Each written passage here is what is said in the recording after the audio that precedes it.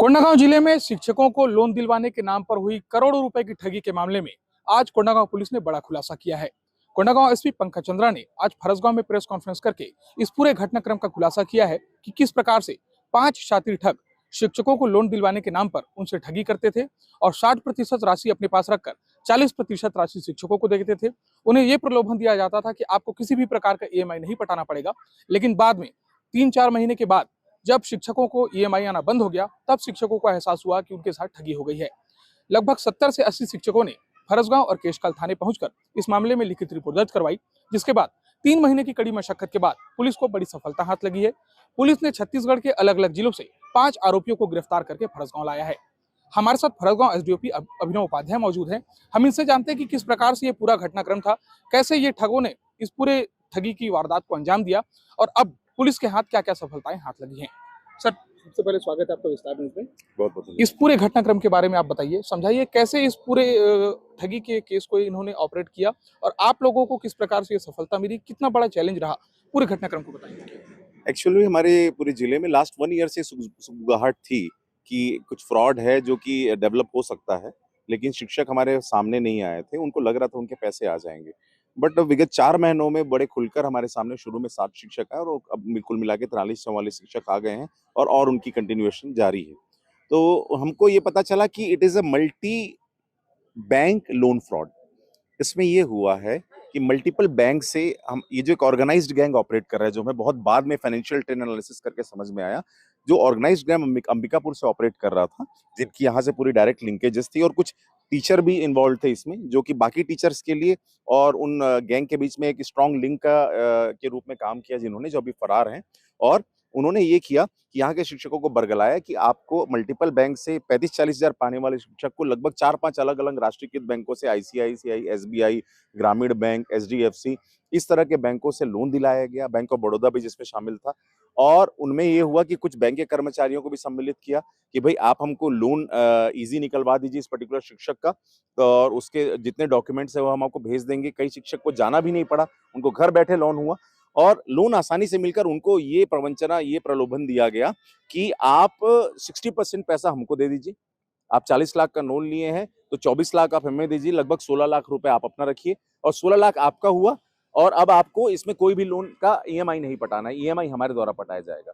इस तरह का प्रलोभन करीबन यहाँ के 80 से ज्यादा शिक्षकों को दिया गया, जो हमारी जानकारी में आया है, जिसमें 43 हमारे पास आए हैं और ऑल ओवर छत्तीसगढ़ में भी ऐसा हुआ है। क्योंकि हमने जब इनके रिकॉर्ड खंगाले तो मूलतः शिवशंकर दास, दिलीप सोनी, वीरेंद्र तिर्की जो यहाँ का निवासी एक्स आर्मी मैन है, प्लस श्याम सुंदर जांगड़े, ये 4 लिंचपिन थे जिन्होंने इस पूरी स्कीम को स्टार्ट किया और यहाँ पर स्पीयर हेड किया।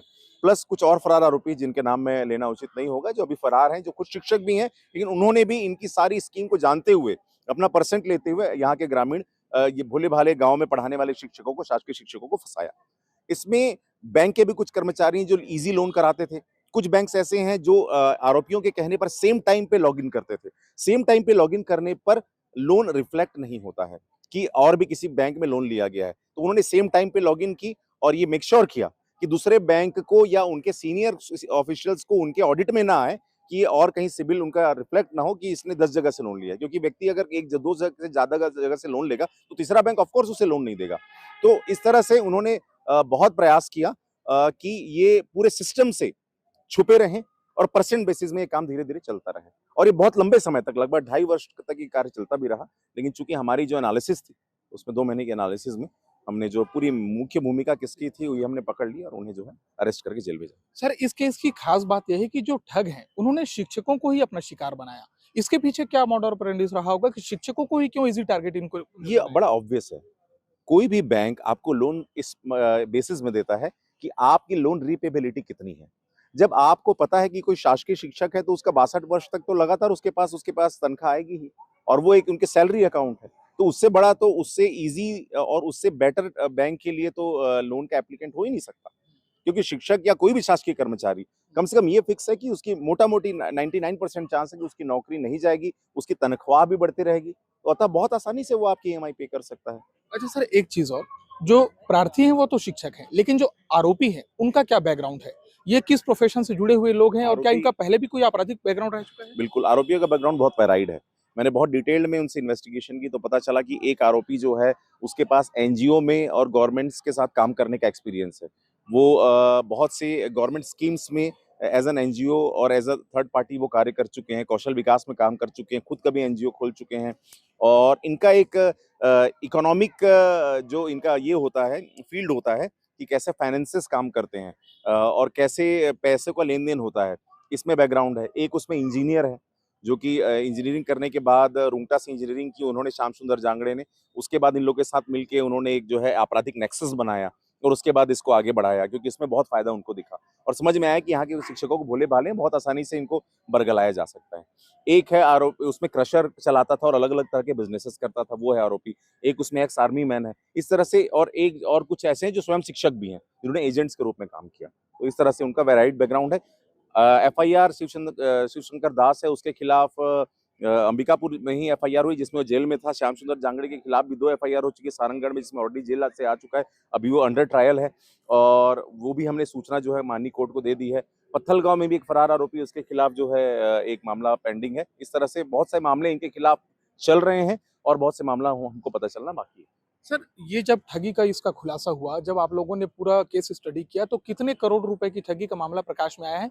और जानकारी ये भी मिली कि इन पैसों को कहीं इन्वेस्ट भी करते थे कंपनी में, उसके बारे में बताएँगे? देखिए कंपनी का नाम लेना तो अभी उचित नहीं होगा क्योंकि अंडर इन्वेस्टिगेशन है। बाकी कुछ ऐसी कंपनीज़ हैं जिसमें शेल कंपनीज़ हैं और जिनमें उन्होंने इन्वेस्ट किया, इनका ये भी कहना है कि ये स्वयं भी उसमें ठगाए हैं, तो ये जाँच का विषय है। इसको हम जाँच करके इसके बारे में कुछ बता पाएँगे। सेकेंडली इन पैसों को उन्होंने बहुत सी प्रॉपर्टीज़ भी ली होंगी, अभी तो वैसा कुछ इन्होंने बताया नहीं है, तो इसलिए पुलिस रिमांड लेके इनसे डिटेल में पूछताछ करेंगे और जो भी प्रॉपर्टी इन्होंने हमारे प्रार्थियों के पैसे से लिए या बैंक से फ्रॉडुलेंटली पैसा लेके की है, इन सभी प्रॉपर्टीज़ को हम आइडेंटिफ़ाई करेंगे और अगर हमें इल्लीगल प्रतीत होगा, इल्लीगली एक्वायर्ड प्रॉपर्टी होगी तो प्रॉपर धाराओं के तहत उसे सीज़ करके माननीय कोर्ट में पेश करेंगे ताकि बैंक्स का भी जो पैसा है, विधिवत पैसा, वो वापस मिल सके। सर, इतने बड़े मामलों में अभी 5 आरोपी आप लोगों ने गिरफ्तार किया है। संभावना ये भी है कि और भी आरोपी अभी गिरफ्तार हो सकते हैं। किस प्रकार की पुलिस की आगे की विवेचना हो रही है? हमारे एसपी पंकज चंद्रा सर ने स्पेशलाइज्ड 2 टीम्स इसीलिए बनाई हैं, एक मेरे लीडरशिप में और एक एसडीओपी केशकाल की लीडरशिप में, जिनका यही टारगेट है कि हम मनी ट्रेल एनालिसिस करते रहें।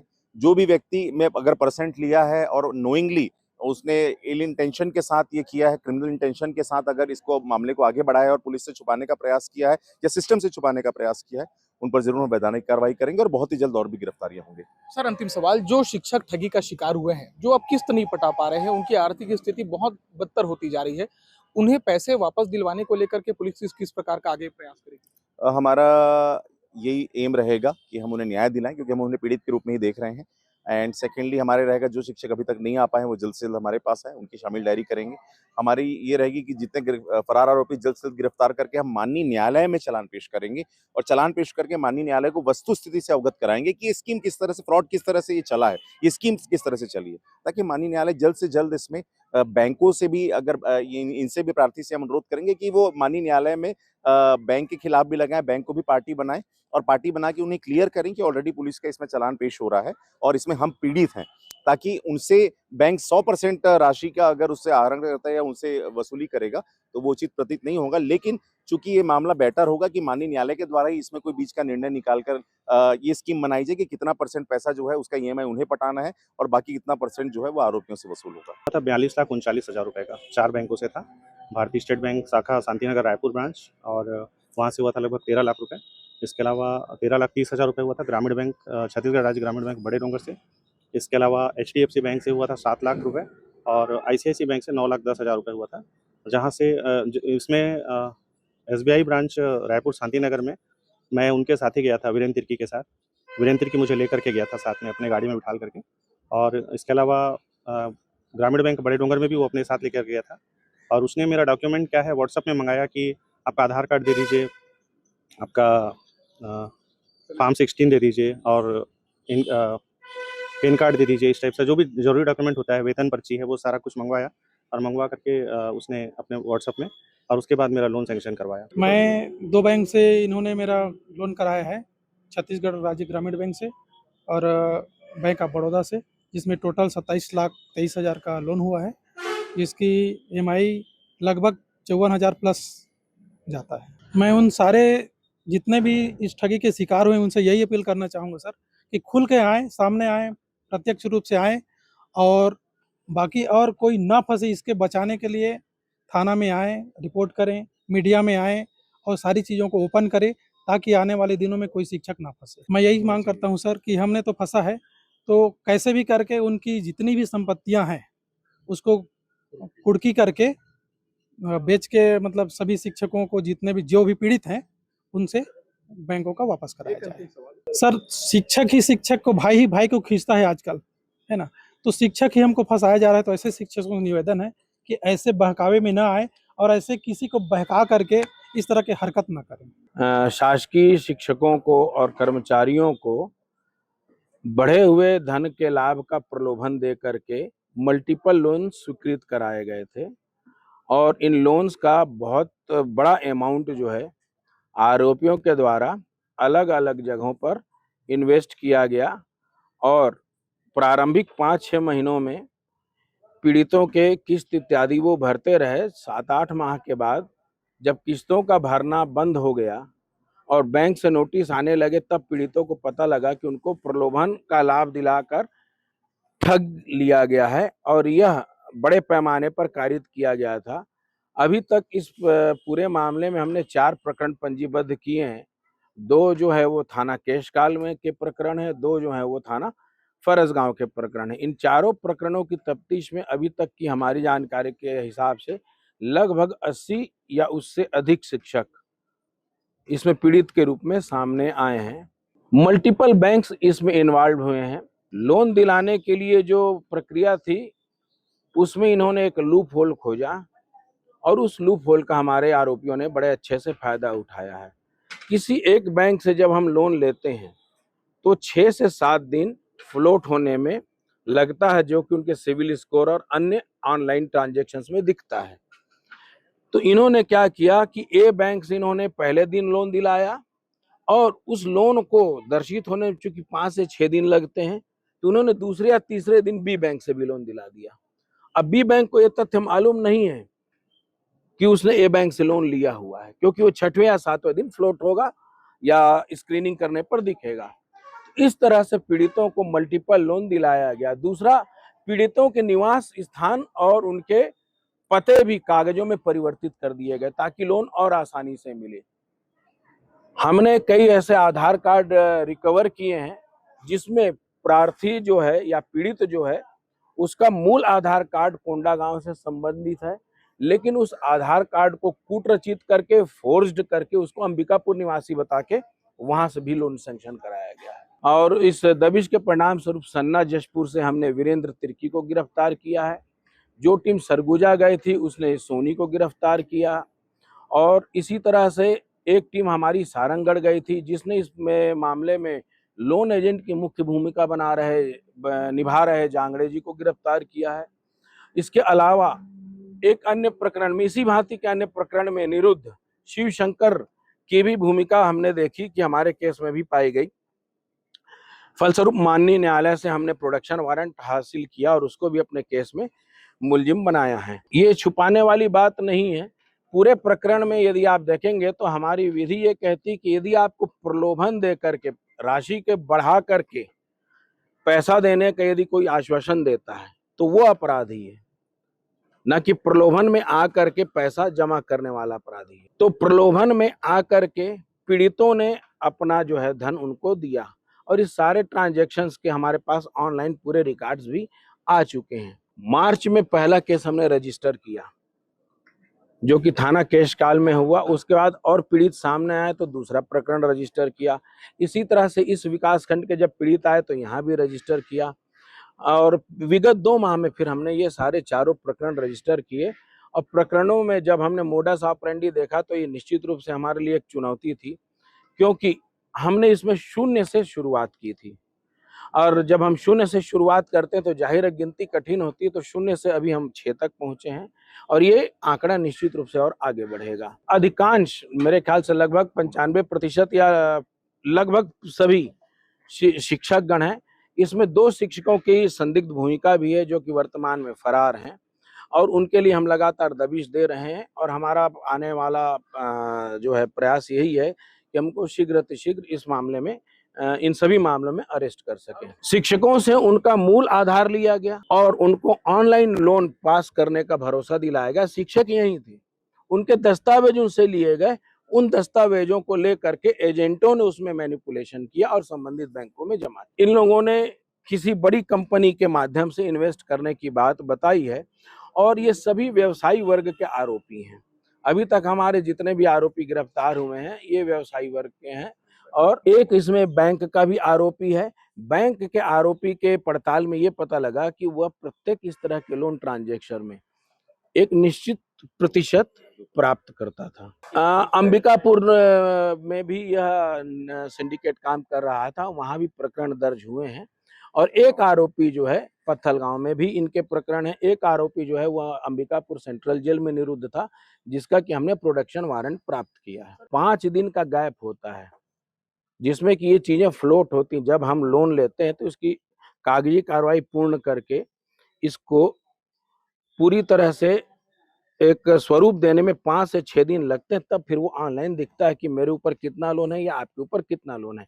इसी बीच की अवधि का उन्होंने फायदा उठाया और ए बैंक से लोन लिया, उसके दूसरे दिन बी बैंक में चले गए, तीसरे दिन सी बैंक में चले गए। देखिए, अभी तक की हमारी जांच पड़ताल में विभिन्न बैंक के और कर्मचारियों के जो तथ्य आ रहे हैं, हमने लोन दस्तावेज प्राप्त किए हैं, जब्त किए हैं और मौलिक दस्तावेजों से मिलान भी जारी है।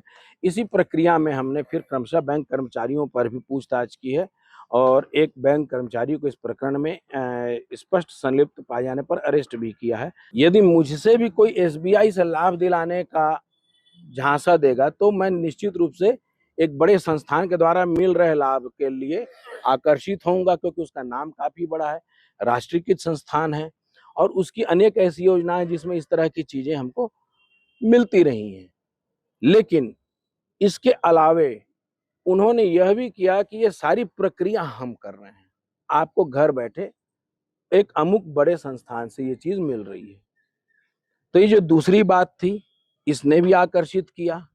तीसरी बात, मिलने वाले लाभ का जो प्रलोभन दिया गया वो प्रलोभन बहुत बड़े दर्जे का था। अब प्रारंभिक तौर पर अपराधियों ने शुरुआती कुछ लोगों को ये प्रलोभन का रकम भी दिया, जिससे कि इन्होंने और अधिक विश्वास अर्जित किया और लोग इस कुचक्र में आते गए, इनके झांसे में जुड़ते चले गए। हाँ, इसमें 15 लाख से 15 लाख तक अधिकतम राशि जो है वो डिस्पर्स की गई है अलग अलग बैंकों से।